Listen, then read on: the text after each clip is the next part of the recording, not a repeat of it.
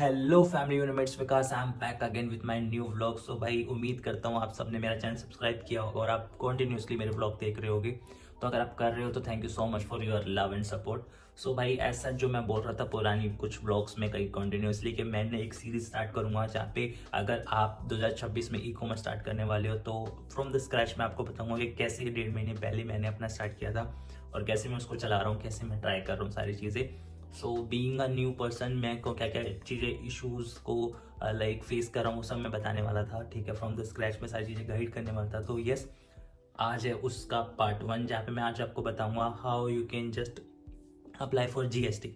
ठीक है, तो सबसे बड़ा सवाल ये आता है कि यार जीएसटी के साथ ही ज़रूरी है कि नहीं। तो भाई देखो, सबसे पहले आपको ये देखना पड़ेगा कि ई कॉमर्स सबसे ज़्यादा चल क्या रहा है। ई कॉमर्स में सबसे ज़्यादा 3 ही प्लेटफॉर्म है जो आप काउंट कर सकते हो, अमेजोन, फ्लिपकार्ट एंड मीशो। ठीक है, मीशो आप विदाउट जीएसटी कर सकते हो, बट उसके लिए भी आपको जीएसटी पैनल पर जाके एक आईडी बनानी होती है। ठीक है, फ्लिपकार्ट का भी सेम है एंड अमेजोन आपका जीएसटी मांगता है। तो मैं तो प्रेफर यही करूँगा, सजेस्ट यही करूँगा कि भाई आप जीएसटी के साथ जाओ, क्योंकि कल को अगर आपका बिजनेस भी बड़ा होता है तो एक आपके पास गवर्नमेंट का प्रूफ होगा ना। तो आप जीएसटी पे जाओ। तो देरी ना करते हुए जीएसटी कैसे अप्लाई करोगे, क्या क्या रिक्वायर्ड डॉक्यूमेंट होगे वो मैं आपको बता देता हूँ। ठीक है, सो आ जाओ फिर यहाँ पे।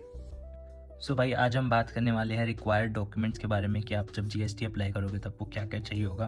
तो सबसे पहले तो यार अगर आप जीएसटी अप्लाई कर रहे हो तो आप सबसे पहले अपना बिजनेस का नाम सोच लेना कि आप क्या नेम से अपना बिजनेस या जीएसटी बनवाना चाहते हो। ठीक है, उसके बाद कैटेगरी सिलेक्ट कर लेना कि भाई आप किस किस कैटेगरी में वर्क करना चाहते हो। ठीक है, तीसरा आपके पास new contact number, phone number होना चाहिए, मोबाइल नंबर होना चाहिए और एक आईडी होनी चाहिए, ईमेल आईडी। एज सच नया नंबर की इसलिए बोल रहा हूँ क्योंकि आपका ना सेपरेट हो जाएगा, पर्सनल अलग हो जाएगा एंड अपना जो ये बिज़नेस करोगे उसका अलग हो जाएगा। देन आपको चाहिए आपका normal Aadhaar card, pan card for e-KYC. ठीक है, सिग्नेचर ऑन ब्लैंक पेपर। ठीक है, पासपोर्ट साइज फोटो।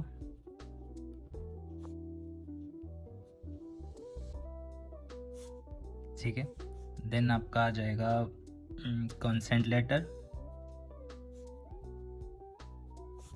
और फिर आ जाएगा आपका इलेक्ट्रिसिटी बिल। ठीक है, सो भाई अब मैं थोड़ा सा ब्रीफ कर देता हूँ। ये ही रिक्वायर्ड डॉक्यूमेंट्स है जो आपको इनिशियली जीएसटी अप्लाई करोगे तब लगेंगे। बिजनेस नेम इसलिए क्योंकि जीएसटी में आपको वहाँ पे मेंशन करना पड़ेगा कि आपका बिजनेस नेम क्या है। कैटेगरी मैं इसलिए बोल रहा हूँ, कहीं कहीं बहुत सारे न्यू सप्लायर्स ऐसे होते हैं जो एक आध कैटेगरी चूज़ कर लेते हैं। ठीक है, फॉर एन एग्जांपल मान लो मोबाइल एक्सेसरी चूज़ कर ली या फिर किचन हाउस होल्ड चूज़ कर लिए। अब वो जो आप बिजनेस जो जीएसटी अप्लाई कर रहे हो फिर वो उसी कैटेगरी के लिए वैलिड होगा, किसी और कैटेगरी में कर नहीं पाओगे। तो एज सच जिससे भी आप अपना जीएसटी अप्लाई कराओ, कोई अकाउंटेंट हो या कोई सीईओ आपकी नॉन में, ठीक है, तो अगर वो नॉन में है तो वो शायद फ्री में कर देगा, अगर वो नॉन में नहीं है तो शायद वो आपसे कुछ चार्ज करेगा 1000-1500 रुपये। एज सच मैंने अपने दोस्त से कराया था तो मेरे को तो 0 रुपये देने पड़े थे, 0 रुपीज़। तो मैंने तो कुछ दिया नहीं भाई, मेरा तो फ्री में ही हो गया था। ठीक है, अगर उसकी प्लेटफॉर्म फीस भी कुछ आई होगी तो वो उसी को पता, उसने मेरे को बताया भी नहीं कुछ। ठीक है, तो बिजनेस नेम आपके पास होना चाहिए। कैटेगरी में भाई सब सब वो प्रोडक्ट जो आपके लाइट वेट प्रोडक्ट्स में काउंट होते हैं वो सब करो, वो कैटेगरी मेंशन करो इसमें, वो सब करो। मोबाइल नंबर आपको पता, आधार पैन, इसमें बताने की ज़रूरत नहीं है। Consent letter, electricity letter, electricity bill, bill के लिए ये इसलिए कि ये आपका ना जो एड्रेस आप दोगे, जो आपका जीएसटी आएगा जिस एड्रेस पे, वो एड्रेस आपका बिल्कुल प्रॉपर होना चाहिए, तो इसलिए मोस्टली सब इलेक्ट्रिसिटी बिल से एड्रेस उठाते हैं। ठीक है, कंसेंट लेटर होता है कि फॉर एन एग्जांपल अगर प्रॉपर्टी आपके नाम है, यानी मान लो आप घर से स्टार्ट करना चाहते हो, अगर आपके नाम है तो कंसेंट लेटर में ये कि हाँ भाई मैं इसको अपना वर्क प्लेस बनाना चाहता हूँ, ऐसे ऐसे वो कंसेंट होगा।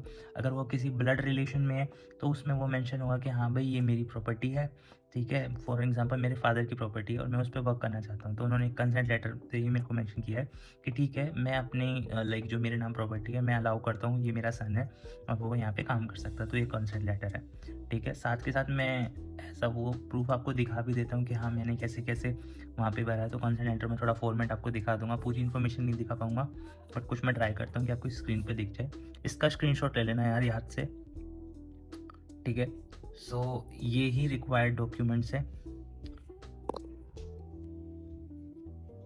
सो भाई डॉक्यूमेंट्स तो यही रिक्वायर्ड होंगे। अब इसके बाद मेरे जो अकाउंटेंट साहब हैं उन्होंने तो बहुत चीज़ें कराई थी। अब उसमें उन्होंने क्या क्या कराया था मेरे को, जिसकी मैंने ये सारे डॉक्यूमेंट्स दे दिए, उसके बाद इन पे वही सिग्नेचर वगैरह करके सारी चीज़ें देना, ठीक है, सब PDF वगैरह बना के देना।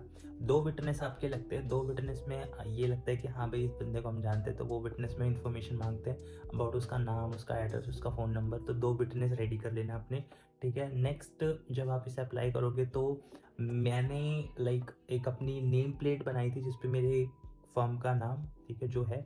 उसके बाद GST की जगह छोड़ के, क्योंकि नंबर आया नहीं था, वो पूरा एड्रेस वो मैंने बनाया था, ठीक है। एक 100-200 रुपये की प्लेट बन जाती है सिल्वर वाली, ठीक है, जो बड़ी बड़ी कंपनीज में ऐसे फैक्ट्री पे भी लगी रहती है, तो वो मैंने बनवाई थी। देन मैंने अपने लाइक फ़ोटो ली थी गेट पे उसके साथ में, वो उसने अटैच करी थी। सेम जहाँ पे मैंने अपने घर में कि मेरा वर्क स्टेशन ये होगा, मैं यहाँ काम करूँगा, मैंने उसकी भी फ़ोटो डाली थी। और एज सच एड्रेस वगैरह मैच करने के लिए एक जियो ट्रैकिंग करके एक ऐप आता है, वो भी मैं दिखा दूँगा। आप वो डाउनलोड करके लोकेशन मैच करके आप भेज सकते हो, क्योंकि वो फ़ोटोज़ की लोकेशन और जो आप जो बिल दे रहे हो उसकी लोकेशन यानी एड्रेस पूरा प्रॉपर चेक करते हैं कि हाँ वही है जो आपका ओरिजिनल है कि नहीं। क्योंकि एड्रेस का सच है बहुत इशू होता है कि अगर एड्रेस मिसमैच होता है तो वो थोड़ा पंगा हो जाता है, फिर वेरिफिकेशन एंड ऑल होता है। तो भाई ऐसा ये चीज़ें मैंने वहाँ पे अपलोड करी, मैंने करवाया सारा। एंड घर पे मेरा कोई वेरिफिकेशन नहीं हुआ। Within I guess 1 week मेरा, जब मैंने प्रोसेस स्टार्ट किया, 1 हफ्ते में मेरा मेल पर ही आ गया था कि हाँ भाई आपका लाइक GST अप्रूव हो गया है एंड आप उसका वो प्रिंट आउट ले सकते हो।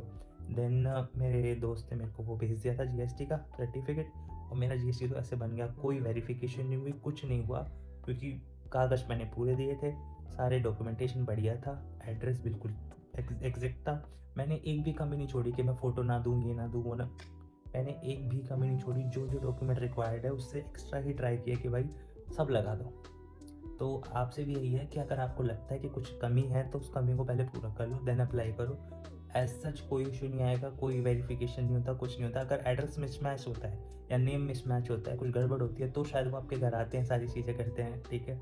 अब उसके बाद का प्रोसेस तो हर बंदा जानता है। अगर कोई बंदा आता है बाहर से वेरिफिकेशन के लिए, तो सिंपल सी चीज़ है भाई, बहुत ईज़ी है। GST बनाओ और अपना ई-कॉमर्स 2026 में ज़रूर से ज़रूर स्टार्ट करो। बहुत बंदों ने इस साल स्टार्ट किया है, तो आप भी करो, आप भी लाइन में आओ, क्या पता भाई कुछ तो स्कोप लगेगा आपका। तो GST ऐसे अप्लाई करते हैं, मैंने आपको बता दिया। कल अब हम बात करेंगे आफ्टर GST हम क्या स्टेप ले सकते हैं।